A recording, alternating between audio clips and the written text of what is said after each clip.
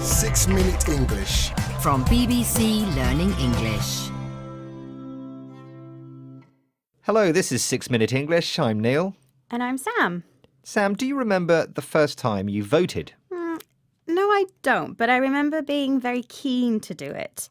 It would have been the first election after my 18th birthday. So, over the many years since then. Not so much with the minis, if you don't mind, Neil. Okay.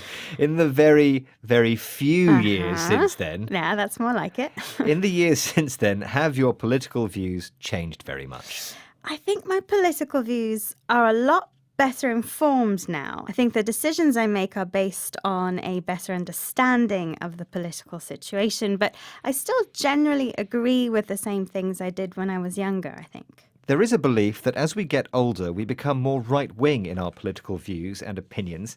Is this true? And if so, why? We'll be finding out a little bit more about this. But first, a question.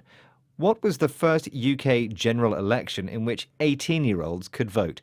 Was it A, 1929, B, 1950, or C, 1970? So what do you reckon then, Sam? Well, they were all before my time. I'm going to say 1950. That sounds about right. It was the decade in which teenagers were invented, after all. OK, well, I will reveal the answer later in the programme. James Tilley is a professor of politics at the University of Oxford.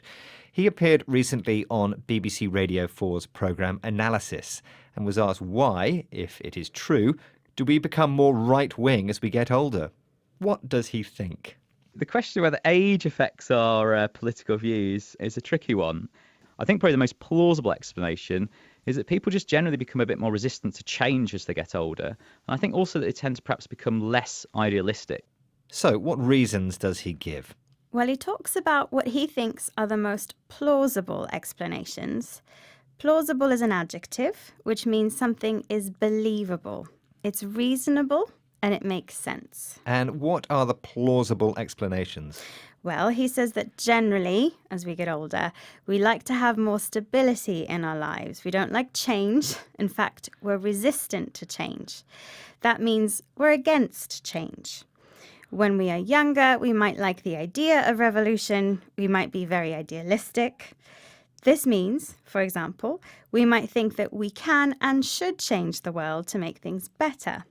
This would cause big changes in the world, which when we are older and more settled in our lives, do not seem like such a good idea.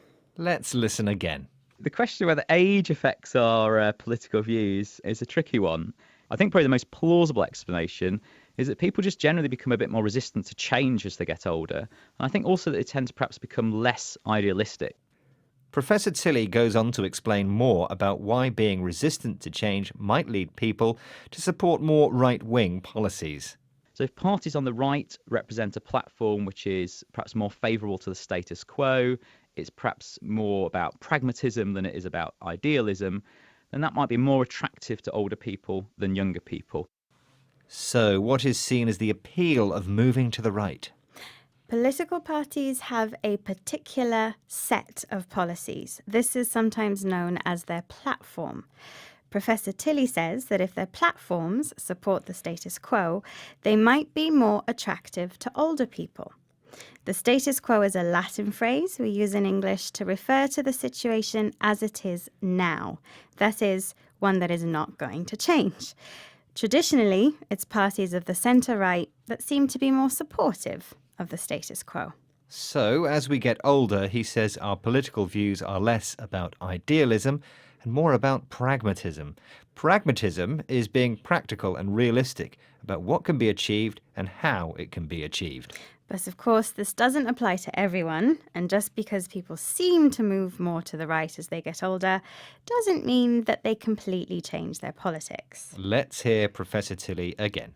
So if parties on the right represent a platform which is perhaps more favourable to the status quo, it's perhaps more about pragmatism than it is about idealism, then that might be more attractive to older people than younger people. Right, let's get the answer to our question. What was the first UK general election in which 18-year-olds could vote? Was it A, 1929, B, 1950, or C, 1970? Sam, what did you say? I thought it was 1950. Well, You're wrong, I'm afraid. The correct answer is 1970. 18-year-olds have been allowed to vote in the UK since 1969, and the first general election after that was in 1970. So a bit later than you thought, Sam. But congratulations to anyone who did get that right. Okay, let's remind ourselves of our vocabulary.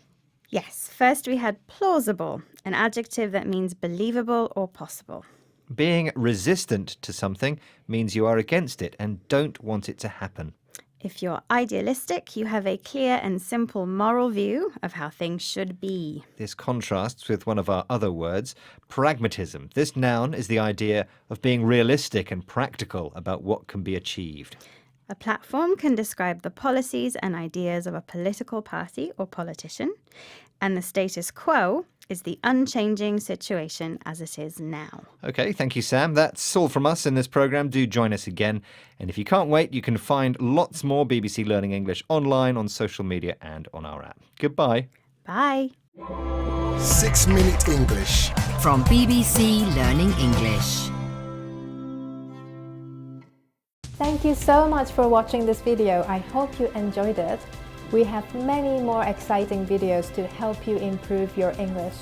So be sure to subscribe to our channel to get the full experience of our YouTube channel. See you there!